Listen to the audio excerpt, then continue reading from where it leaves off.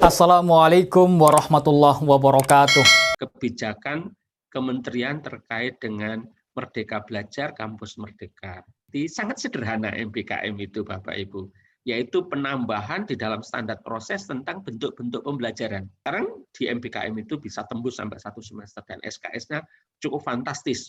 Bentuk pembelajaran ini ya tidak terlalu mempengaruhi sehingga kurikulum kita perlu kita rekonstruksi kembali atau reorientasi kembali dan seterusnya ini.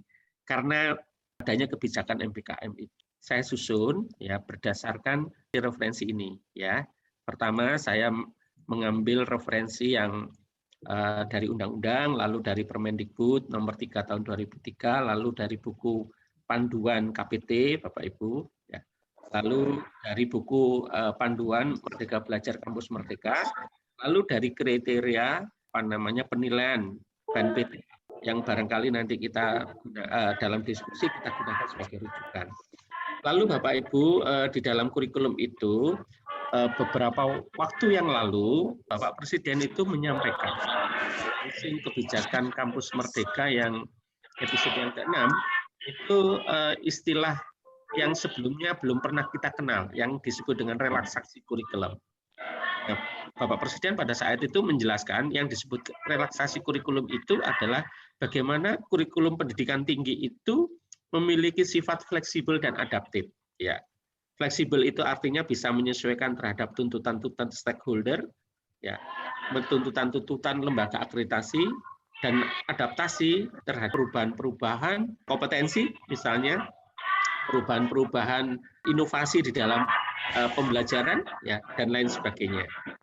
Lalu yang kedua, beliau menyampaikan bagaimana di dalam melaksanakan Tridharma perguruan tinggi itu khususnya dalam bidang pendidikan ya yang nanti digambarkan di dalam kurikulum itu bersifat ya pelaksanaannya inter, multi dan transdisiplin. Tidak terlalu fokus pada monodisiplin begitu ya Bapak. Jadi kalau prodinya matematika hanya belajar matematika saja, tidak belajar yang lainnya. Misalnya seperti itu. Ya, saya kira ilmu matematika yang dipelajari oleh mahasiswa harus berinteraksi dengan permasalahan-permasalahan yang ada di dalam masyarakat. Ya, apa permasalahan yang ada di masyarakat yang terkait dengan ilmu matematika. Nanti di situ akan bisa dikembangkan ilmu matematika misalnya sebagai contoh sebagai bagian dari inter, multi, dan transdisiplin. Itu harapan beliaunya. Lalu yang ketiga adalah diharapkan di dalam proses pembelajaran itu tidak terlalu asik dengan teori building, ya hanya menyampaikan materi yang teori-teori saja. Ya, nah harapannya ya Bapak Ibu dosen ini di dalam menyampaikan materi-materi pembelajarannya itu juga disertai dengan masalah-masalah real yang ada di masyarakat. Lalu ada pertanyaan, iya Pak, itu kalau semesternya atas, kalau semester 1 apa bisa ya? Ya bisa saja, mengapa tidak gitu ya? Ya mengapa tidak? Ya bisa saja ya di semester 1 dikasihkan contoh-contoh yang terkait dengan permasalahan real di masyarakat gitu ya. Nah, nanti di semester 3 mulai diajarkan bagaimana menyelesaikan masalah-masalah sederhana sesuai dengan mata kuliahnya. Lalu di semester 5, 6, 7 masalah-masalah yang sudah complicated, masalah-masalah yang nanti dia selesaikan pada saat dia kerja praktek atau pada saat dia magang atau pada saat dia membuat kegiatan pembelajaran kewirausahaan dan seterusnya. Ya, harapannya begitu Bapak Ibu. Ya. Lalu berikutnya adalah bagaimana Bapak Ibu dosen ini memang memiliki kinerja yang baik, ya kompetensi yang sesuai dengan tugas pokok dosen ya, dalam melaksanakan Tridharma tersebut dan melibatkan mahasiswa sebagai dosen penggerak. Lalu yang kelima adalah materi dan media belajar yang bersifat terbuka. Bagaimana Bapak Ibu kita mengembangkan materi-materi pembelajaran itu yang tidak tertutup terhadap updating materi-materi yang ada di luar sana Bapak Ibu. Materi-materi yang terkait dengan hasil penelitian, terkait dengan pengabdian pada masyarakat yang diminta oleh kriteria APS 4.0 ya Pak. Kalau tidak salah di kriteria tentang mata kuliah, bahwasanya mata kuliah itu harus juga terbuka atau mengandung hasil-hasil dari penelitian dan mengandung juga hasil-hasil dari pengabdian yang dilakukan oleh dosen. Ya. Dan yang berikutnya lagi adalah bagaimana materi-materi yang dimiliki oleh Bapak Ibu dosen itu juga bisa dibagi, ya berbagi melalui forum persaudaraan dosen Republik Indonesia ini, ya prodi-prodi yang sama membuat ikatan untuk melaksanakan pembelajaran konsorsium, ya dilaksanakan bersama mahasiswanya dari beberapa memfasilitasi kegiatan belajar bersama, diantaranya adalah mata kuliah tentang artefak hayati. Wah, dosennya dari beberapa perguruan tinggi, Bapak Ibu, difasilitasi oleh asosiasi. Nah, ini sangat menarik, Bapak Ibu, karena di situ di mata kuliah itu akan terjadi proses sharing pengalaman dan pengetahuan dari masing-masing perguruan tinggi dan dari dosen yang barangkali memiliki kompetensi dan kelebihan masing-masing, begitu ya Bapak Ibu. Ini didorong oleh Bapak Presiden dan juga didorong oleh UNESCO, Bapak Ibu. Pada awal-awal masa pandemi itu UNESCO mendeklarasikan bahwasanya kita mesti harus open educational resources, kita harus berbagi materi-materi baik, dan lalu berikutnya adalah memanfaatkan teknologi, ya Bapak Ibu. Nah, saya kira kalau hal seperti ini kita sudah punya pengalaman hampir 1,5 tahun memanfaatkan teknologi dalam kegiatan pembelajaran. Nah, inilah yang dimaksud oleh Bapak Presiden tentang relaksasi kurikulum, diminta dilakukan oleh pendidikan tinggi. Lalu berikutnya Bapak Ibu paradigma sekarang. Ya, seperti yang kita ketahui Bapak Ibu, sekarang kita masuk pada era education 4.0. Ya, saya tidak bicara tentang industri 4.0 ini Bapak Ibu, saya bicara tentang education 4.0.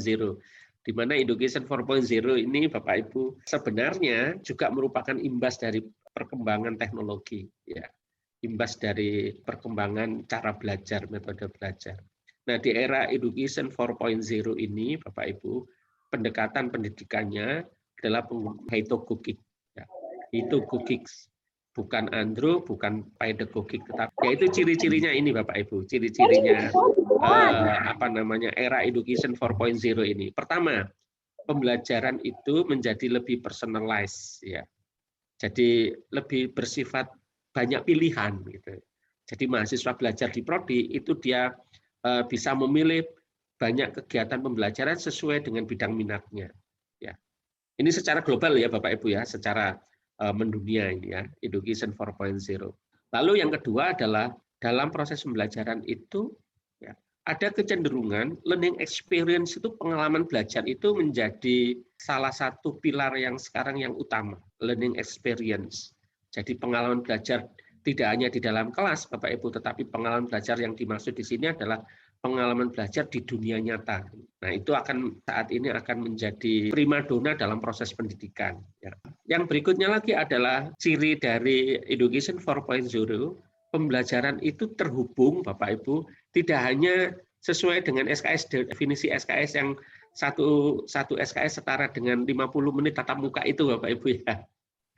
Jadi pembelajaran itu terhubung sehari 24 jam ya, seminggu 7 hari dan seterusnya, ya, terhubung dengan media-media yang ada. Ya tatap mukanya oke, masih tetap sesuai dengan definisi SNDIKT, satu SKS, tatap mukanya 50 menit, belajar terstrukturnya 60 menit, belajar mandirinya 60 menit, total 170 menit atau 2 jam 2,83 jam, atau kalau dibulatkan 3 jam per SKS per minggu, itu masih tetap Bapak Ibu, masih tetap. Tetapi kan kita didorong bahwasannya proses pembelajaran mahasiswa itu tidak hanya dalam waktu SKS itu, tetapi didorong selama 1 hari itu setiap saat, anytime, anywhere. Itu ya Pak ya. Nah ini ciri namanya yang ketiga. Lalu ciri berikutnya adalah smart technology ini Pak. Jadi proses pembelajaran sekarang sudah tidak asing dengan teknologi-teknologi cerdas Bapak Ibu di kelas ya, maupun perangkat-perangkat pembelajaran yang digunakan oleh mahasiswa dan dosen. Lalu berikutnya adalah ciri kelima, education 4.0 itu adalah pembelajaran itu tidak hanya sekedar untuk mencapai kompetensinya, mencapai CPL-nya, tetapi juga untuk meningkatkan kapasitas belajarnya. Itu cirinya, Pak. Lalu berikutnya lagi adalah belajar itu yang terpenting adalah value based, ya Bapak Ibu. Belajar itu yang penting adalah manfaatnya. Kalau mahasiswa mempelajari sesuatu, apa manfaatnya buat mahasiswa itu? Ya value-nya apa buat mahasiswa itu? Nah ini Bapak Ibu yang kita mesti harus teliti betul ini Bapak Ibu, materi-materi yang kita sajikan untuk mahasiswa kita di mata kuliah kita melalui RPS itu betul-betul kita pilih ini yang bermanfaat bagi mahasiswa, baik untuk mencapai CPL-nya maupun nanti kalau dia sudah lulus, begitu ya Bapak Ibu ya. Seperti itu. Lalu berikutnya lagi adalah cirinya digitize dan virtual classroom, ya Pak ya. Jadi penggunaan kelas-kelas virtual, ya, aset-aset digital di dalam materi pembelajaran, ya. Jadi materi-materi pembelajaran yang bersifat knowledge ini dirubah semuanya dalam bentuk digital, ya, agar memenuhi itu tadi Pak, belajar anytime anywhere itu. Lalu beberapa praktikum yang memungkinkan, ya, yang memungkinkan nanti dinyatakan dalam bentuk atau didesain di dalam bentuk virtual yang memungkinkan ini Bapak Ibu. Tentu nanti ada praktikum yang tidak bisa ditawar-tawar, mahasiswanya harus hand-on, ya harus pegang alat ini Bapak Ibu. Lalu berikutnya adalah augmented dan virtual reality ini. Nah ini mendukung materi-materi di dalam bentuk virtual dan augmented. Nah sekarang banyak perguruan tinggi yang punya pusat pengembangan modul-modul yang augmented dan virtual reality. Nah, sudah tidak bisa dipungkiri karena ini merupakan tuntutan ya Bapak Ibu ya. Lalu berikutnya adalah gamification. Nah, kalau melihat ciri-ciri atau karakteristik dari era Education 4.0 ini, Bapak Ibu, maka kalau kita kaitkan dengan kebijakan MBKM, ya kebijakan MBKM itu tentu adalah merupakan respon yang diambil oleh pemerintah dari era Education 4.0 ini, Bapak Ibu.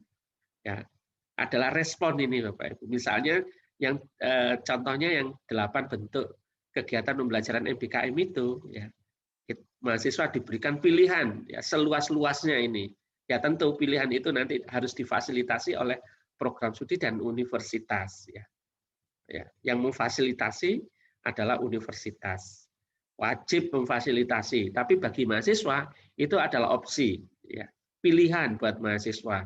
Ya pilihan bukan kewajiban ya. Jadi kalau kita kaitkan MBKM kebijakan kampus merdeka ini dengan Education 4.0 ini, sepertinya ini adalah comply begitu ya Bapak Ibu. Ini adalah sebuah respon dari perubahan paradigma di dalam pendidikan. Nah itu Bapak Ibu. Lalu berikutnya lagi adalah seperti yang sering disampaikan oleh bahwasanya bagaimana di dalam kurikulum kita itu juga mengandung ya unsur-unsur dari keterampilan belajar abad 21. Ya, misalnya terkait dengan learning and innovation skill. Ya, bagaimana membekali mahasiswa memiliki kemampuan komunikasi, ya, kolaborasi, belajar dalam bentuk kolaborasi, kemudian mendorong mahasiswa untuk berpikir kritis, ya, kreatif begitu. Nah, kalau dosennya ya asik dengan mengajar, memberikan materi saja, tidak pernah mengajak mahasiswanya untuk berlatih menyelesaikan masalah, lah bagaimana bisa menghasilkan kemampuan critical thinking dan kreatif? Sulit pasti. Ya, pasti sulit ini Bapak Ibu. Nah, oleh karena itu tadi Bapak Ibu disampaikan oleh Bapak Presiden tadi bahwasanya Bapak Ibu dosen nanti di dalam mengimplementasi kurikulum yang sudah dikembangkan itu ya betul-betul membawa Bapak Ibu permasalahan-permasalahan di dunia nyata di dalam ruang-ruang belajar. Ya, kalau menurut bahasanya bahasanya indikator kinerja utama butir nomor 7 yaitu dengan menggunakan metode pembelajaran case-based learning dan project-based learning kolaboratif dan atau maksudnya ya. Nah ini adalah agar mendorong tadi Bapak Ibu mahasiswa berlatih untuk menyelesaikan masalah, dia nanti terbiasa dengan menghadapi masalah-masalah sehingga kemampuan berpikir kritis dan kreatif itu seperti yang diinginkan di dalam indikator kinerja utama itu akan bisa tercapai. Lalu berikutnya adalah tentang media ini Pak, informasi, media dan teknologi, yaitu bagaimana mengajarkan mahasiswa atau bagaimana mahasiswa belajar tentang informasi literasi, ya literasi informasi, literasi media, ya literasi penggunaan ICT, big data, artificial intelligence yang sekarang sedang mengalami banyak ujian ini Bapak Ibu di negara kita ini, ya banyak ujian. Ya saya kira pemahaman mahasiswa tentang information media and technology skill ini tentu perlu didorong ya. Ya, pemahamannya bagaimana agar penggunaan ICT ini bisa bermanfaat ya untuk banyak orang, tidak menimbulkan kegaduhan tidak merugikan banyak orang, dan seterusnya Bapak Ibu. Lalu berikutnya yaitu tentang life and career skill ini Pak. Ya, ini komponen-komponennya adalah pertama flexibility dan adaptability. Ya, jadi bagaimana mahasiswa diajarkan untuk memiliki kemampuan fleksibel dan adaptif terhadap perubahan-perubahan yang merupakan tuntutan. Punya inisiatif, ya.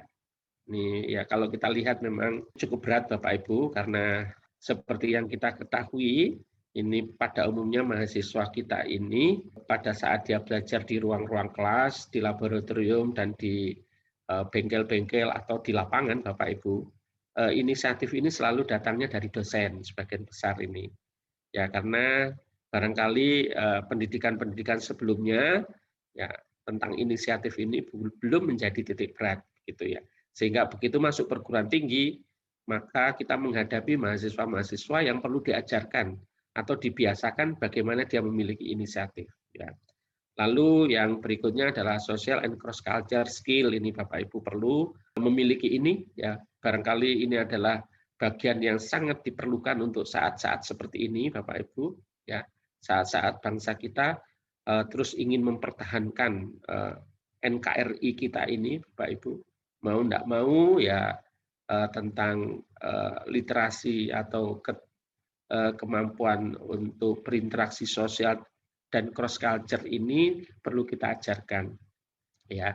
Dan seterusnya Bapak Ibu, dan seterusnya sampai leadership and responsibility.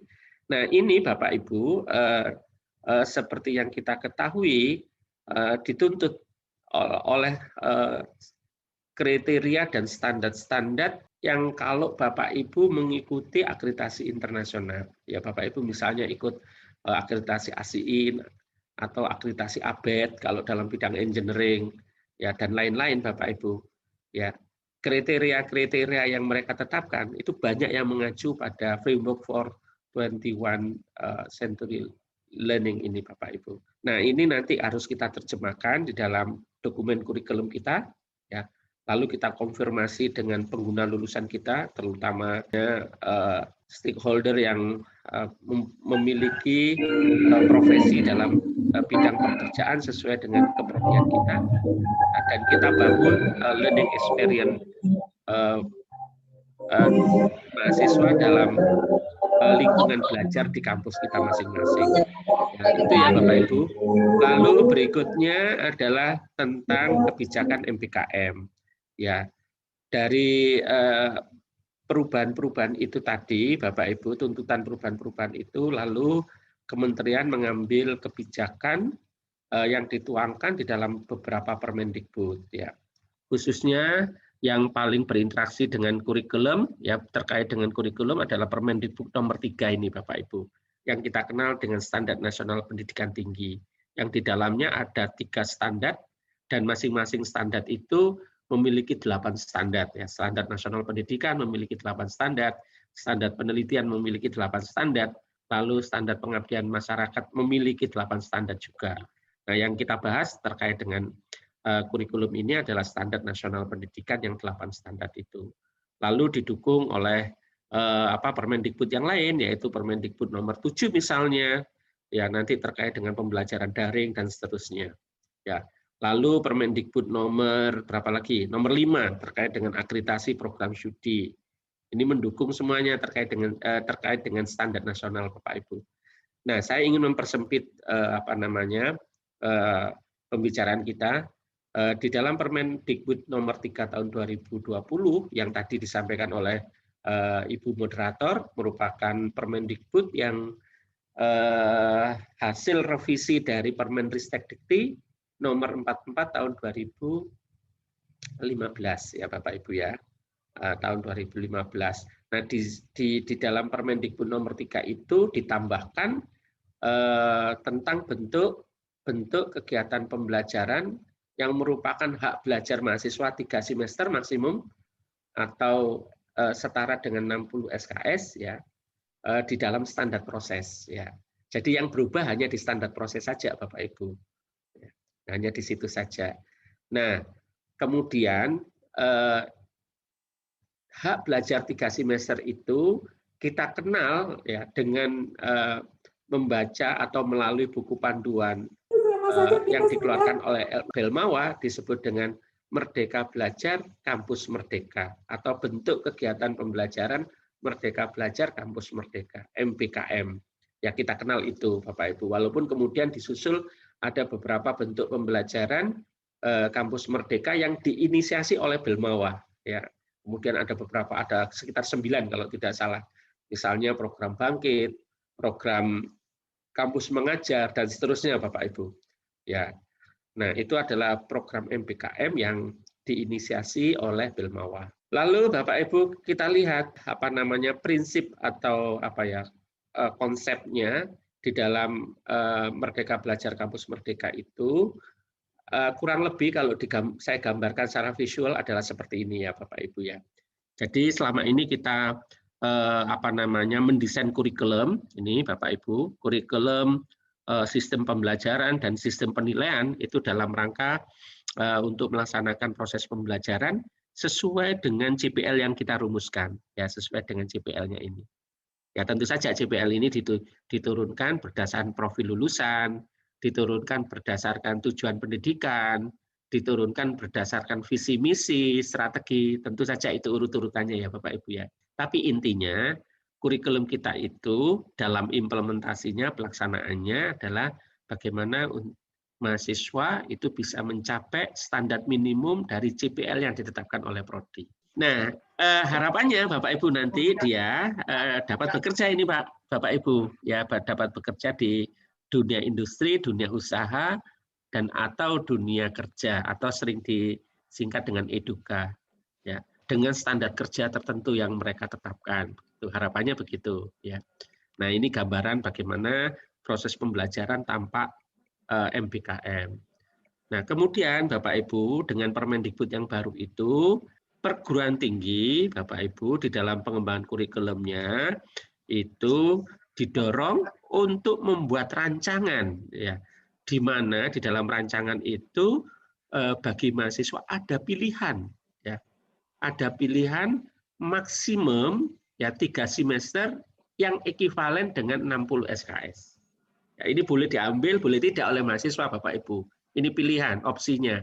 Karena di dalam permen itu dikatakan dapat dilaksanakan, ya pilihan. Sedangkan buat institusi, ini kewajiban untuk memfasilitasi mahasiswa. Oleh karena itu kurikulumnya nanti dirancang Bapak Ibu di dalam dokumen kurikulumnya itu ada pilihan-pilihan bentuk MBKM yang cocok dengan prodinya. Nah harapannya Bapak Ibu dengan adanya pilihan MBKM, misalnya mahasiswa magang di industri atau melakukan kewirausahaan, itu mahasiswa mendapatkan kompetensi tambahan Bapak Ibu. Ini harapannya. Ya tidak hanya melulu CPL gitu. Tidak hanya melulu CPL, tetapi dia mendapatkan kompetensi tambahan yang memperkaya mendukung CPL-nya dia. Sehingga Bapak Ibu, ya kemampuan yang dihasilkan oleh mahasiswa jika tanpa MBKM itu sekian, Bapak Ibu, ini tanpa MBKM, cuman sekian ini, ya. Sedangkan dengan MBKM, jadi kemampuannya akan menjadi lebih lebar, Bapak Ibu. Ya, karena dia mendapatkan kompetensi tambahan. Harapannya mahasiswa nanti begitu lulus, dia sudah tidak canggung lagi di dalam pekerjaannya sesuai dengan tempat dia magang dan seterusnya. Itu ya Bapak Ibu ya. Mengapa demikian? Karena mahasiswa selama mengikuti proses pembelajaran itu dia sudah memperoleh pengalaman belajar, ya, pengalaman kerja dan pengalaman belajar pada saat dia magang melakukan kewirausahaan dan seterusnya. Sejak itu Bapak Ibu ya bisa. Nah ini adalah prinsipnya Bapak Ibu ya, prinsip MBKM itu. Jadi Bapak Ibu MBKM itu bisa kita bahasakan dengan bahasa sederhana Bapak Ibu, yaitu mahasiswa belajar bekerja sebelum bekerja. Itu bahasa sederhananya. Belajar bekerja sebelum bekerja sesuai dengan bidang minatnya dia. Ya Bapak Ibu, kurang lebih seperti itu. Nah, itu. Lalu Bapak Ibu, tentu saja nanti Bapak Ibu mendesain kurikulumnya ya dimulai dari standar kompetensi kerja ya. Jadi pada saat Bapak Ibu menetapkan profil dan SKL itu standar kompetensi lulusan ya Bapak Ibu yang kita sebut dengan CPL itu. Yaitu Bapak Ibu kita harus mengacu betul standar-standar kompetensi kerja yang memang diinginkan oleh pengguna lulusan kita. Ya, inilah yang kita maknai sebagai link and match itu Bapak Ibu ya. Kita maknai sebagai link and match ya. Jadi nah seperti itu ya Bapak Ibu. Lalu berikutnya adalah tentang CPL ini Bapak Ibu ya, tentang CPL ini. Nah, Bapak Ibu nanti di dalam melaksanakan proses pembelajaran Bapak Ibu melakukan penilaian kan terhadap mata kuliah yang Bapak Ibu ampuh ya. Tentu saja penilaian yang dilakukan oleh Bapak Ibu itu harus mencerminkan yang dinilai oleh Bapak Ibu itu adalah CPL-nya. CPL yang mana? CPL yang dibebankan ke mata kuliah. Jadi kalau ada mahasiswa nilainya dari nilai yang diperoleh dari mata kuliah Bapak Ibu itu nilainya 80, harus bunyi Bapak Ibu. 80 itu kemampuan yang mana gitu ya. Nah, harus bunyi ini. Ya, kalau selama ini kan enggak bunyi Bapak Ibu. Ya sudah, ambil mata kuliah misalnya pengantar manajemen ya 3 SKS dapat nilai 90 ya. Terus ditanya 90 itu kemampuan yang mana di mata kuliah pengantar manajemen itu enggak bunyi Bapak Ibu. Enggak bunyi. Ya ini harus bisa bunyi ini. Bagaimana caranya di mata kuliah itu mahasiswa dapat nilai 80, 90 itu bisa bunyi bahwasanya nilai itu menggambarkan kemampuan yang diperoleh di mata kuliah itu. Jadi pelaporannya Bapak Ibu itu nanti akan membunyikan itu. Nah, ini bagian yang sedikit agak rumit Bapak Ibu karena bagian ini menjadi rumit karena kita tidak biasa melakukan seperti ini. Karena selama ini yang kita lakukan itu di mata kuliah itu penilaian itu ya terhadap tugas 10%, ya, terhadap kuis 15%, terhadap UTS ya 30%, terhadap UAS 40%, begitu di total nilainya enggak bunyi kemampuannya apa di dalam penilaian itu. Nah, sekarang harus kita bunyikan Bapak Ibu ya. Nah, itu yang pertama, penilaian secara internal.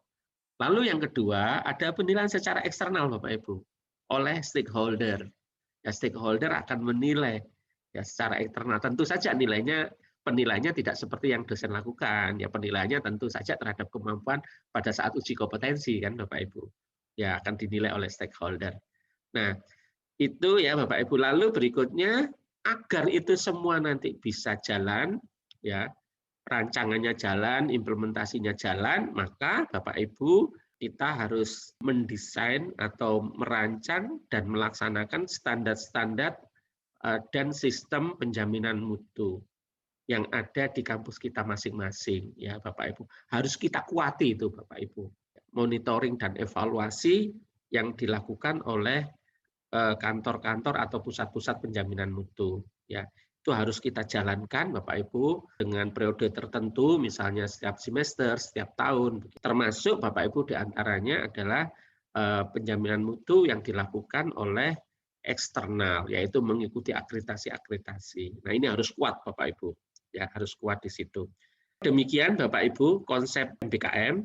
Nah, yang berikutnya adalah tentang OB ini Bapak Ibu, Outcome Based Education ini. Ya.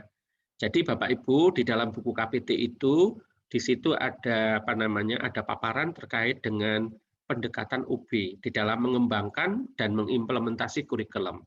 Tahap pertama adalah OBC, Outcome Based Curriculum.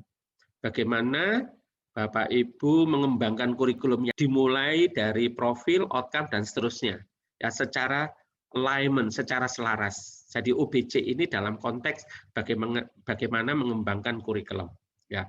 Yang berikutnya adalah OBLT, Outcome Based Learning and Teaching, pelaksanaan pembelajaran ini. Bagaimana dosen memilih metode, apakah sudah mengacu pada CPL-nya. Nah, ini. Kalau mahasiswa mampu merancang kewirausahaan, lalu metodenya tatap muka mengajar secara langsung ya mungkin tidak kena begitu ya. Tetapi kalau metodenya menggunakan desain dan seterusnya, nah ya itu yang diharapkan dicocokkan dengan CPL-nya. Ya Bapak Ibu ya. Seperti itu. Termasuk nanti pemilihan MBKM dicocokkan dengan CPL-nya. Saya susun berdasarkan ketentuan-ketentuan yang ada itu. Undang-undang, Permendikbud, begitu ya Bapak Ibu.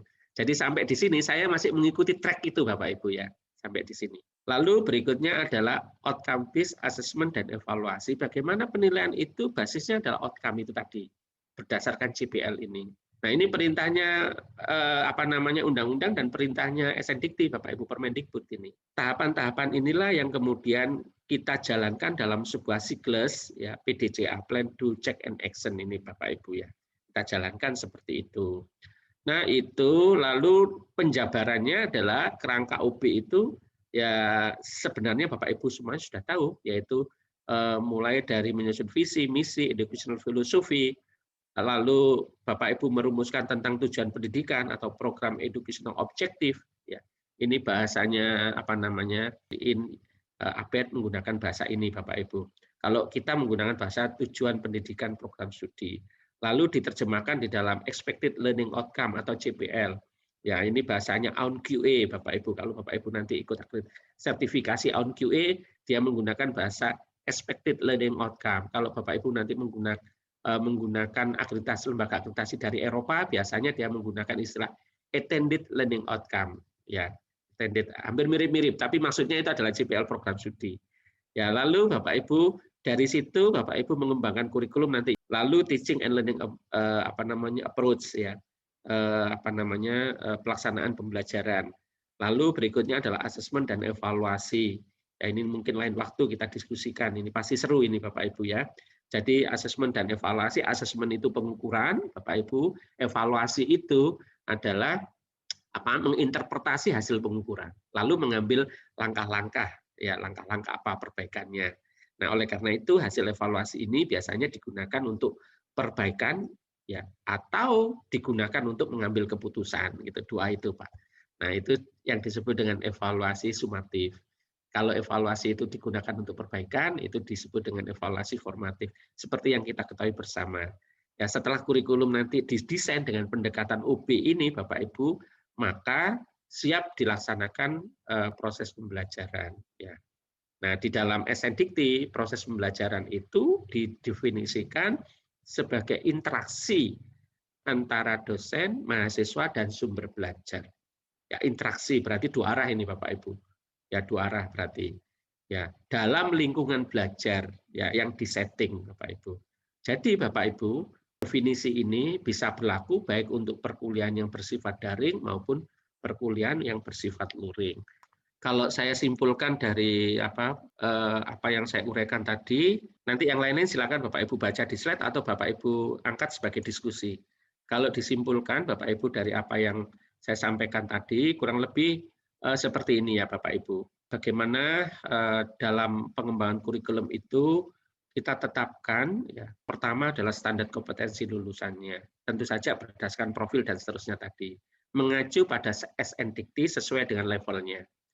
Nah, seperti yang kita ketahui sesuai dengan Undang-Undang 12 tahun 2012 bahwasanya tujuan pendidikan nasional itu adalah untuk menghasilkan lulusan yang berbudi pekerti baik, ya Bapak Ibu, memiliki ketakwaan yang baik, ya, dan seterusnya. Dan yang terakhir memiliki kompetensi sesuai dengan program studinya. Ya. Nah, itu tujuan pendidikan kita secara nasional, Bapak Ibu, yang nanti kita bisa adopsi itu sebagai landasan filosofi di dalam pendidikan di perguruan tinggi maupun di program studi. Nah, setelah itu Bapak Ibu kita kembangkan kurikulum kita, Bapak Ibu, dengan prinsip-prinsip yang tadi kita bicarakan. Yang utama bahwasanya Bapak Ibu, kalau kita mengacu pada ketetapan yang disampaikan oleh UNESCO di dalam pendidikan, itu ada 4 pilar UNESCO yang kita semua sudah tahu, yaitu yang pertama, learning to know, bagaimana kurikulum kita itu bisa membawa mahasiswa untuk penasaran, ya, belajar sesuatu sesuai dengan bidang keahliannya, belajar untuk mengetahui. Lalu yang berikutnya, bagaimana mendorong mahasiswa ya agar dia lebih dalam lagi untuk learning to do, ya, mengerjakan apa yang dia ketahui. Dan learning to do ini menurut pendekatan OB tadi yang disebut dengan kompetensi. Ya, jadi kemampuan yang sudah mendarah daging yang melekat pada diri seseorang itu disebut dengan kompetensi atau orang yang kompetens, gitu ya Bapak Ibu ya. Lalu perilaku atau pekerjaan itu dilakukan berulang-ulang, ya harapannya itu menjadi karakternya dia, learning to be, ya. Jadi pekerjaan itu dihabituasi Bapak Ibu supaya itu menjadi karakternya dia, ya. Ini amat mahal ini Bapak Ibu ya, learning to be ini. Bagaimana membentuk karakter mahasiswa sesuai dengan keprodiannya. Landasan tujuan pendidikan seperti yang dicatatkan secara nasional tadi. Ini sesuatu yang sangat mahal. Learning to know murah, saya Bapak Ibu ya, cari di mana-mana bisa. Learning to do agak mahal karena Bapak Ibu perlu peralatan, perlu sarana prasarana, perlu dosen yang kompeten begitu ya. Dan yang paling penting perlu dosen yang sabar. Learning to be perlu dosen yang bisa memberikan tauladan contoh Bapak Ibu. Yang berikutnya adalah learning to live together. Ini bagaimana mengajarkan mahasiswa untuk siap bekerja dengan masyarakat yang berbeda, dengan saudara-saudaranya yang berbeda. Itu ya Bapak Ibu. Nah itu, tapi sayangnya Bapak Ibu, banyak di perguruan tinggi ini fokusnya terlalu ke learning to know Bapak Ibu. Yang masa lalu, ini cerita masa lalu. Ya Bapak Ibu ya. Jadi dari 144 SKS itu ya bisa dikatakan 90% itu teori semua Bapak Ibu ya. Kalau di jenis pendidikan akademik begitu. Ya kalau di vokasi masih mending 60-40 ya. 40-nya teori, 60-nya praktek ya. Nah, oleh karena itu dengan kampus Merdeka ini kan kampus memfasilitasi agar mahasiswa juga bisa learning to do ya. Ya, learning to do ya seperti itu kira-kira Bapak Ibu, karena tantangannya banyak ini Bapak Ibu di sebelah kanan ini. Ya tantangan kemampuan yang diinginkan ini Bapak Ibu. Lalu mahasiswa kita itu yang saat ini masuk di pendidikan tinggi, bahkan sebagian sudah lulus, itu adalah tergolong generasi Z ini yang punya kebiasaan yang jauh berbeda dengan kebiasaan dosen-dosennya ini Bapak Ibu barangkali, baik terhadap pandangannya dia terhadap proses pendidikan ya, ataupun terhadap proses kemampuan yang dia inginkan, bisa saja berbeda ya. Lalu Bapak Ibu, yang juga menjadi soal dalam pendidikan kita itu adalah soal motivasi. Jadi seringkali kita mendapatkan mahasiswa kita itu dalam kondisi low motivation ya, karena barangkali prodi yang dipilih itu tidak sesuai dengan harapan ya. Tempat sekolahnya itu dia sekolah hanya ya harus sekolah ya, harus sekolah tanpa tujuan dia ingin menjadi apa ya. Ya karena dia ya sudah sekolah apa adanya gitu ya. Lalu terkait dengan capability, terkait dengan culture, habit, behavior dan sebagainya lah Bapak Ibu. Ini semua persoalan menumpuk pada mahasiswa kita yang baru masuk ya.